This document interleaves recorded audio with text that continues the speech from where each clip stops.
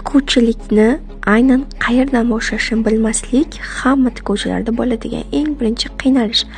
Men Madina Yusupovna 7 yillik tajribaga ega tikuvchi, modelyer, konstruktor, dizaynerman.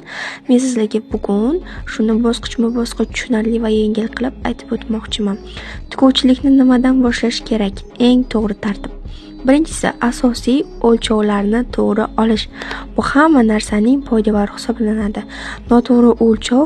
Noto'g'ri o'lchov asosida qurgan asos andozangiz noto'g'ri chiqadi va libosingiz siz xohlaganday ideal darajada chiqmaydi. Ya'ni qiyshayishi mumkin yoki qanaqadir kamchiliklari tug'ilishi mumkin, keng yoki tor bo'lishi mumkin. Xo'p, ikkinchisi matoni tanlashni o'rganish.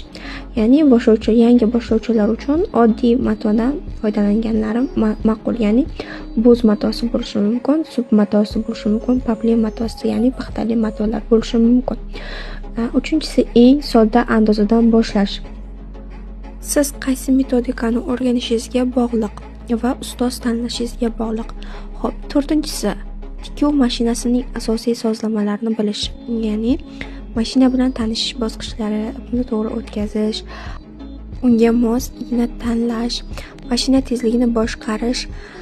Bularni bilmasdan turib aniq tikib bo'lmaydi. Beshinchisi, oddiy detallarni o'rganish. Katta modellarni emas, kichik detallarni avval o'rganish kerak. Ya'ni to'g'ri tikishni o'rganish kerak. Har kuni 20-30 daqiqadan kichik detallar tikish tavsiya etiladi. Uni chizib ko'rish, tikib ko'rish, qirqib ko'rish tavsiya etiladi. Bu mashina bilan birga kontakt qurish va matoni bichishda qo'rqish hissini ketkizish uchun to'g'rilab beradi. Agar sizga bergan ma'lumotlarim foydali bo'lgan bo'lsa, albatta sahifamga obuna bo'ling, like bosishni unutmang.